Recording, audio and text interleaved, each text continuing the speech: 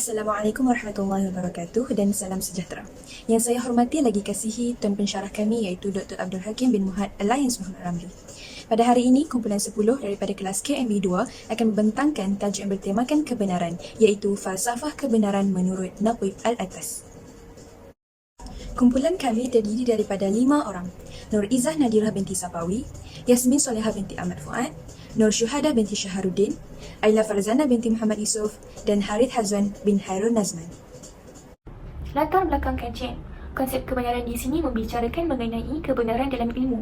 Dalam dunia akademik ini, konsep kebenaran ilmu dan teori ilmu merupakan satu masalah yang berpanjangan. Hal ini disebabkan oleh ketiadaannya konsep kebenaran yang muktamad maupun mutlak. Konsep kebenaran di sini diibaratkan seperti suatu perihal yang relatif di mana ia sentiasa bertukar-tukar mengikut zaman yang dilalui, situasi dan kondisi semasa dalam sesebuah populasi. Perkara ini berlaku disebabkan yang menentukan nilai kebenaran adalah populasi ini yang turut bertukar berdasarkan pergantian masyarakat. Sebagai contoh, pilihan, gaya hidup, fasilitas dan lain-lain. Selain itu, bagi masalah atau persoalan kajian, yang pertama adalah apakah yang dimaksudkan oleh Syed Muhammad Naqib Al-Atas berkenaan dengan konsep kebenaran ilmu. Yang kedua, apakah metodologi yang digunakan untuk mengkaji kebenaran oleh Syed Muhammad Naqib Al-Atas. Dan yang ketiga adalah apakah implikasi yang berlaku dari konsep kebenaran ilmu oleh Syed Muhammad Naqib Al-Atas. Seterusnya pula objektif kajian. Yang pertama, bagi mengenal pasti faktor dan langkah tentang kebenaran ilmu menurut Naqib Al-Atas. Yang kedua, menerangkan latar belakang tokoh yang dipilih, iaitu Naqib Al-Atas. Dan yang ketiga, mengkaji definisi dan konsep kebenaran menurut Naqib Al-Atas. Bagi skop kajian pula, skop kajian utama di dalam kajian ini adalah tertumpu untuk memahami dan menghayati maksud kebenaran ilmu serta konsep kebenaran berdasarkan Syed Muhammad Naqib Al-Atas. Hal ini akan memberikan pelbagai impak serta implikasi terhadap masyarakat. Selain dari itu, skop kajian ini juga memfokuskan tentang latar belakang, masalah kajian, objektif kajian, sorotan literatur serta analisis dapatan kajian. Teruskan kepada sorotan literatur. Dalam beberapa penulisan, Wan Muhammad Nur Wan Daud telah membuktikan serta menghuraikan riwayat kehidupan Syekh Muhammad Naqib Al-Atas dari pelbagai aspek, antaranya dari segi tempat dan tarikh lahir serta silsilah keturunannya. Beliau telah melakukan kajian ini sejak 1998 sehingga 2012 dan telah menjadi rujukan utama kepada kajian-kajian yang lain seperti Bambang Satyabudi. Kajian-kajian ini juga sebagai memperoleh rujukan dalam latar belakang Al-Atas. Metodologi kajian. Metodologi kajian adalah metod dan teknik untuk menghasilkan, mengumpulkan serta menganalisiskan data untuk memperolehi bukti yang dapat mendukung kajian. Selain itu, metodologi kajian juga menjelaskan bagaimana untuk menangani masalah yang dikaji beserta sebab sesuatu metod dan teknik tertentu digunakan. Tujuan metodologi kajian ini dijalankan adalah untuk membantu dan memahami dengan lebih luas dan terperinci berkaitan falsafah kebenaran menurut Naqib Al-Atas. Kajian yang berbentuk kualitatif ini mengaplikasikan pendekatan kajian sejarah dan analisis kandungan. Data dikumpulkan dengan melalui kajian perpustakaan. Pengkaji telah menggunakan kaedah ini untuk menyelidik, menganalisis maklumat dan menyempurnakan kajian ini. Beralih pula kepada latar belakang tokoh, Syekh Muhammad Naqib Al-Atas atau nama lengkapnya Muhammad Naqib Ibn Ali bin Abdullah bin Ibn Muhsin Al-Atas, lahir pada tanggal 5 September 1931 di Bogor, Jawa Barat. Panggilan Al-Atas yang berketurunan Arab yang mempunyai hubungan dengan Al-Bayyad atau Sayyid melalui ayahnya dari ahli keluarga Ba'alawi di Hadramaut dengan Imam Husin, iaitu cucu Nabi Muhammad SAW. Bapanya Ali bin Abdullah Ibn Muhsin Al-Atas dan ibunya pula bernama Sharifah Rakwan Al-Aidarus. Beliau mempunyai 3 adik-beradik yang kesemuanya ialah lelaki dan beliau merupakan anak yang kedua dari 3 adik-beradik. Beliau telah mendapat pendidikan sains Islam di Bogor, Jawa Barat, pendidikan awal bahasa Inggeris di Neheng Primary School di Johor, dan semasa pendudukan Jepun, beliau ke Jawa untuk menerima pendidikan Arab di Madrasah Al-Urwatu Al-Wuthqa di Sukabumi. Setelah tamatnya Perang Dunia Kedua, beliau kembali ke tanah air iaitu ke negara Johor untuk melanjutkan pelajaran di Sahara School dan meneruskan pelajaran di English College.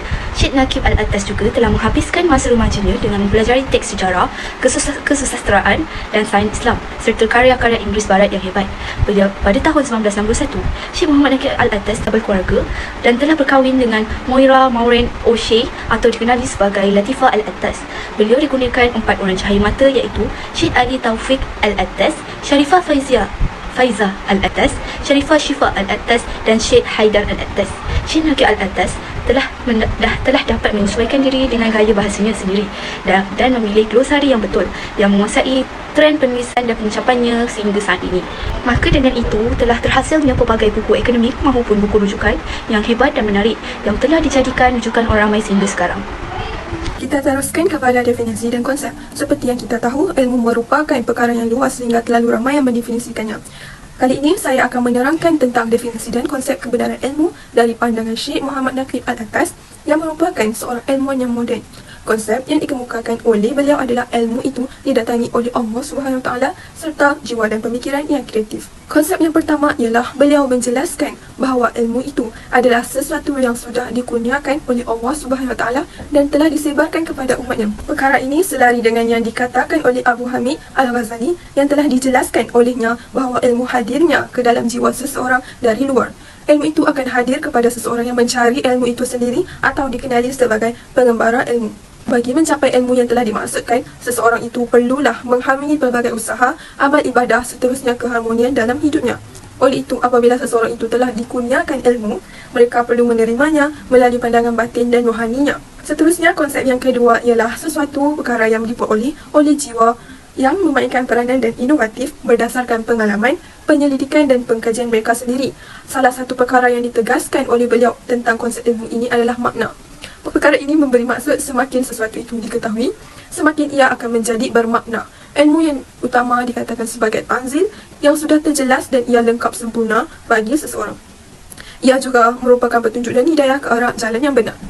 Justru terdapat 3 konsep ilmu dan sains secara amnya yang dirujuk, iaitu yang pertama ialah teori kebenaran berdasarkan keselarasan antara penegasan dengan fakta, iaitu perkara yang tidak mempunyai kaitan dengan bilangan, jarak atau lokasi.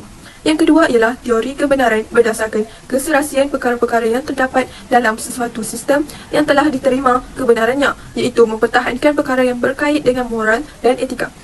Yang terakhir sekali iaitu teori kebenaran berdasarkan kegunaan, iaitu berasaskan kegunaan yang juga bertukar-tukar dan kadang-kadangnya berlawanan dengan sesuatu masa. Kebenaran menjadi perkara yang paling penting bagi para sejarawan ketika mereka mencari atau mengkaji ilmu dan ketika mereka berfikir. Dari perspektif Islam, kebenaran adalah semua yang ada di bumi dan semua yang ada di langit. Jika sesuatu perkara itu diakui kebenarannya, maka siapa pun tidak dapat membantah dan menafikan perkara tersebut dan sehingga tahap tidak ada keraguan padanya. Sememangnya, terdapat banyak faktor untuk mencapai kebenaran, antaranya dengan memahami konsep falsafah. Namun, menurut Syekh Naqib Al-Attas, faktor untuk mencapai kebenaran adalah dengan memahami konsep sejarah dan konsep ilmu. Konsep sejarah. Istilah sejarah berasal daripada perkataan Arab iaitu syajarah yang bermaksud pokok. Penggunaan huruf S digunakan untuk memudahkan orang Melayu untuk menyebut istilah sejarah. Perkataan syajarah di sini bukan merujuk kepada pokok dalam konteks alam, namun kepada cabang keturunan tertentu. Definisi terhadap pokok ini perlu dilihat daripada makna zahir dan juga makna batin. Menurut Naqib Al-Attas, sejarah merupakan ilmu yang menjelaskan peristiwa masa silam, iaitu mengenai perolehan atau pencapaian sebuah tamadun dan kebudayaan bangsa dahulu serta memiliki disiplin kajian yang perlu dipatuhi agar kebenaran dapat dicapai. Selain itu, Al-Attas mendapati bahawa konsep sejarah ini lebih cenderung menilai sejarah itu dari sudut pendekatan keilmuan yang bersifatkan ketuhanan, fakta dan hujah yang berlandaskan penjelasan dan pengetahuan peribadi yang dapat membuktikan kebenaran.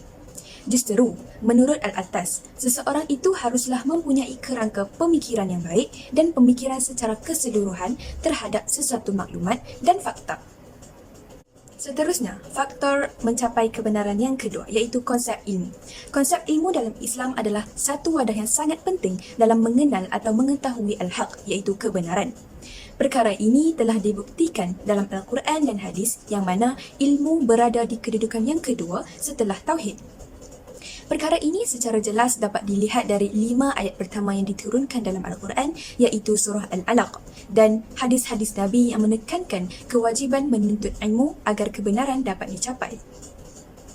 Penjelasan konsep ilmu dalam Al-Quran dan As-Sunnah atau hadis menjadi konsep terpenting setelah iman. Seterusnya, ilmu adalah kunci kejayaan untuk mencapai keselamatan, kesejahteraan dan kebenaran. Ilmu itu adalah cahaya yang menerangi kehidupan manusia dari kegelapan dan kejahilan. Sesungguhnya, kerana ilmu, manusia dapat membezakan antara kebenaran dan kebatilan. Menurut Syed Naqib Al-Attas, ilmu adalah sesuatu makna yang datang dengan hasil daripada maklumat yang benar ke dalam diri seseorang. Ilmu juga merupakan suatu sistem yang menghasilkan kebenaran dan salah satu usaha manusia untuk memajukan diri. Dalam pada itu, Al-Attas mengatakan bahawa kepercayaan yang benar dalam perspektif Islam adalah yang bersifat intuitif, yang merupakan salah satu aspek keupayaan rohani dan akal manusia. Rumusan yang dapat disimpulkan di sini bahawa ilmu menurut Naqib Al-Attas ialah kebenaran yang dilambangkan dengan istilah hak yang merangkumi segala-galanya, baik proposisi maupun ontologi. Ilmu merangkumi dua perkara, iaitu ilmu yang datang daripada Allah Subhanahu Wa Taala atau makrifah dan ilmu pengetahuan, di mana di dalam Islam kedua-dua ilmu ini saling berkait rapat. Dalam menimba ilmu tersebut, manusia mempunyai perantara, iaitu panca indera yang sihat, laporan khabar yang benar yang bersandarkan kuasa, akal yang sihat dan kesedaran. Dalam menyebut ilmu, Syed Naqib Al-Attas menggunakan beberapa terma seperti hab, makrifah dan tanzil. Sementara itu, dalam usaha memperoleh ilmu, manusia dituntut bersikap aktif terutamanya dalam kategori ilmu yang pertama dan dikehendaki berkelakuan adil dalam kategori ilmu yang kedua supaya dapat memanfaatkan ilmu tersebut di dalam kehidupan. Implikasi daripada kajian ini adalah untuk memahami teori atau konsep kebenaran secara tepat daripada pendapat masyarakat Melayu Islam. Selain daripada wujudnya keadaan harmoni, keserasian, manfaat sesuatu dan kelakuan kaum, perlu juga wujud keadaan wajar, adil dan sama rata dalam kehidupan. Terdapat 3 peringkat persepsi, iaitu kebenaran atau truth sebagai syarat, keadaan hakikat dalam alam semula jadi dan kewujudannya, sifat dan kewujudan fakta berada pada kedudukan adil, saksama, munasabah, sesuai dan tepat. Daripada persepsi ini, definisi kebenaran boleh dijelaskan sebagai situasi yang munasabah dan keserasian dari aspek keselarasan antara kenyataan dan fakta. Antara cadangan kajian ini yang boleh diutarakan adalah kita sebagai umat manusia perlulah memahami dan menghayati konsep kebenaran dengan baik. Dengan pemahaman ini, kehidupan manusia dapat berjalan dengan lancar dan harmoni. Proses pertukaran dan perkongsian maklumat antara satu sama lain menjadi tepat dan sahih. Penyelewengan dan maklumat yang tidak betul dapat diatasi dan berkurangan. Kebenaran juga perlu selari dengan kejujuran dan fakta yang tepat, supaya tidak berlaku perselisihan faham antara masyarakat. Sekian, terima kasih.